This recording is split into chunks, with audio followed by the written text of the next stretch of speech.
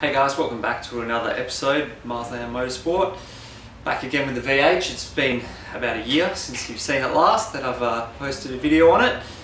So I'd like to give you a bit of an update on how far we've come, the things that we've done, what we plan to do in the future, but also a few things that I would have changed in hindsight. We've had a good year with the VH. We've done 2 days at Barbagallo, getting faster and faster each time. I've now got a PB of 108.4 and Dad's on a 109.1, getting quicker every time, which is amazing. Had minimal issues at Wanneroo. The LS has just been a dream.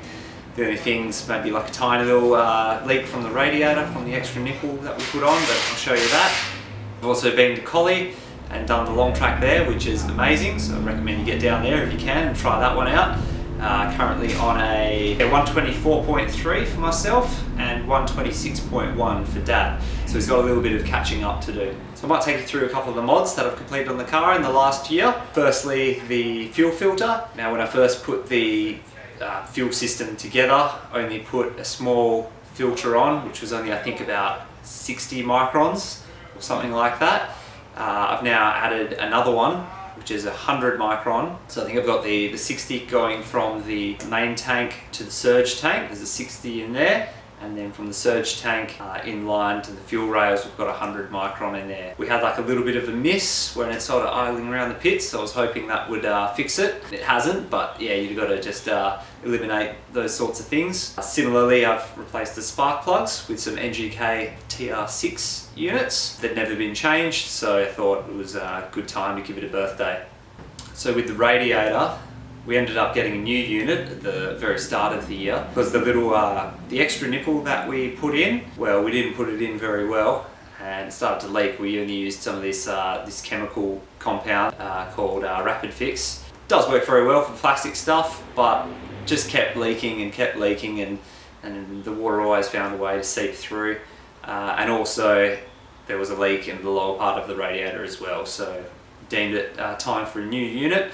So we got a new one, and then we actually got a nipple welded in professionally.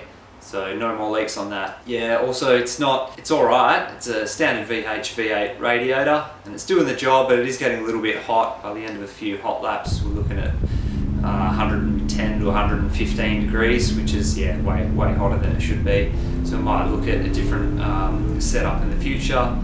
Probably a VL turbo radiator with some Ford AU or Mondeo fans. Might try that, or might upgrade to a better thermo fan, only running just an eBay special. I could get like a Spal brand one, which is a lot more powerful and should flow more. The rotors and pads, now this was a big one. We got some upgraded brakes from my uncle, and all I knew that they were off some later model HSV. 330mm rotors, and I know they were EBC pads, but when I sort of took the rotors and pads off to replace them, couldn't find any part numbers that were really helpful to me. So I ended up taking the rotors off, measuring them all, 330 across, and the thickness, and couldn't quite find an exact match. Ended up getting some 330 across, but they're a couple mil thicker, and I thought that must be it, and maybe it worn down over the years. So I ordered those ones, and calipers didn't clear. That few mil thickness just didn't help. So we ended up taking the caliper off, unbolting it apart, splitting it down the middle, and then shaving off 4 corners until we had enough clearance that the rotor could go on and spin freely. The pads we got to replace the EBC yellow stuff that we had in there, because that's not really very available. As it turns out, the pad I wanted wasn't super available either, which was Ferodo 2500 series. That's what everyone else is running in the HSV club with very good results. So got a couple of sets in there. Now it's all working perfectly. And yeah, very happy with the improvements. Another upgrade we did for the first time was got some brand new tyres. We've never had a new set of semi-slicks. It's always been some hand-me-down ones that we've found, which have been used for a few track days and then discarded, and we'd usually pick them up second-hand and off you go. So I got some new Nankang NTO ones. You know, they're not top of the line, but they're probably the cheapest semi-slicks that you can buy new. And they're good. They're probably not super spectacular, but you know, we've got plenty of tread and that should last us for at least a year to come. Another thing we did before We raced in the Bunbury Targa Sprint this year, which for the first time was held in December and also was a night event. It was heaps of fun, but there was another untested element of the car, riding at night, especially when there's pretty much no street lights available. So the old candles in the front of the car just wouldn't cut it, so ended up replacing the whole headlight assembly for some new ones. I did have a go at restoring the old ones. One was completely blacked out and the other one, the chrome, was completely gone, and all the plastic was just crumbling away. So got some brand new replacement parts, LED globes in as well for a little bit extra light. Didn't really work, they're still pretty awful. And the other thing was there's no adjustment in the new replacement units. We also put the light bar in the front of the grille, but again that didn't really help us too much. It was more of a spotlight and we couldn't seem to adjust it in the right spot. It was either too high up or too low down, which you will see in the video. Apart from that, it was wicked fun driving at night time. Dad navigated for me, and for the first time I navigated for him. It was a little bit of an experience, scary at first, but yeah, we got comfortable by the end. And yeah, it was wicked fun down there as well. Completely different setup to doing our circuit days, and yeah, it was really fun.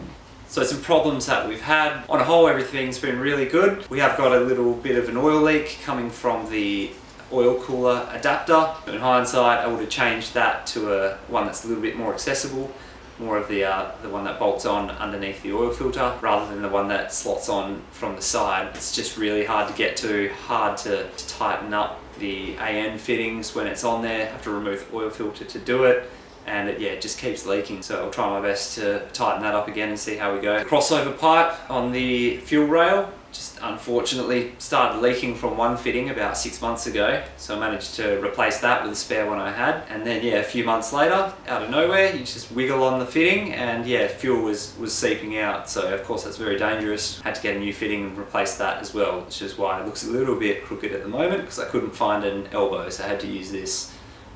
We've had a little bit of a squeak coming from the rear left wheel. Still not 100% sure what it is, but we think we can hear a little bit of bearing noise as well. We've never changed the bearings in the car, no idea how old they are, so we might have a crack at replacing those. Another mod I wanted to do was update the booster. I've heard getting a later model booster from a VX or VU in my case, because I have one lying around still from the wreck. You swap that in, get an adapter bracket, which I got off a guy off Facebook for about $100, and it should give you better pedal feel. However, when I swapped it over and didn't really have time to test it, first thing that happened when I got to the track was the rears locked up like straight away. Very, very wild and snaky when you're on the brakes, so it was pretty dangerous, so I had to miss a few sessions and swap that back over to the original one. I do want to try it again, but it's just a matter of upgrading the brakes in the rear, I think. So yeah, not too sure what to do about the rear. I've only got standard VH V8 discs on the back and calipers, so upgrading to like a VX or VT or something might be the way to go, but haven't seen any good kits. They're all way too expensive and way too much work, and is it really worth it? I've been told probably not. So either got to put in new brakes or a brake bias controller or both on the back, and see if that solves the issue with the updated booster. So we'll give that a go once we've got those mods done.